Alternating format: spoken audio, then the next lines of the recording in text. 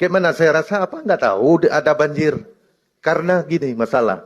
Di Aceh Utara 27 kecamatan, yang terdampak 25 kecamatan. Kami sinyal tidak ada. Telkom mati, makanya tidak viral. Mungkin viralnya di Birun, karena putus jembatan.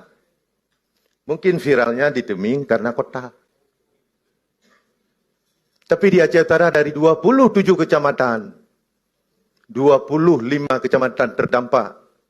Dan sinyal HP mati, kami bisa melihat saja bagaimana rumah hanyut, sarana ibadah hanyut, kemudian manusianya hanyut di bawah arus. Kami hanya bisa melihat di atap menasah.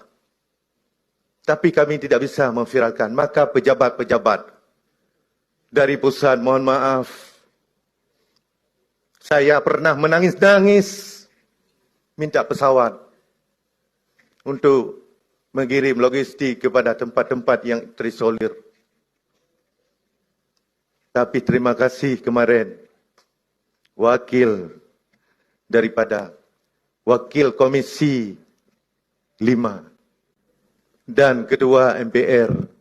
Waktu itu juga Ketua MPR rencananya turunnya di Maluku Saleh. Informasi sama saya rencana turunnya di Maluku Saleh. Tapi saya bilang, kalau di Maluku Saleh saya enggak usah hadir aja. Mau saya di tempat kejadian. Bagaimana kejadian yang sebenarnya? Tidak saya besar-besarkan. Maka saya bilang, bencana di Aceh Utara lebih daripada tsunami. Karena dari hulu sampai ke hilir. Rumah masyarakat semua hanyut. Kemudian juga di hilir.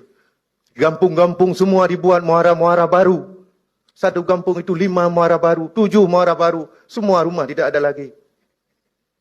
Tapi pusat kayaknya tutup mata. Akibat kami tidak ada sinyal HP dan mati lampu. Makanya tidak viral. Mungkin itu alasan tidak hadir.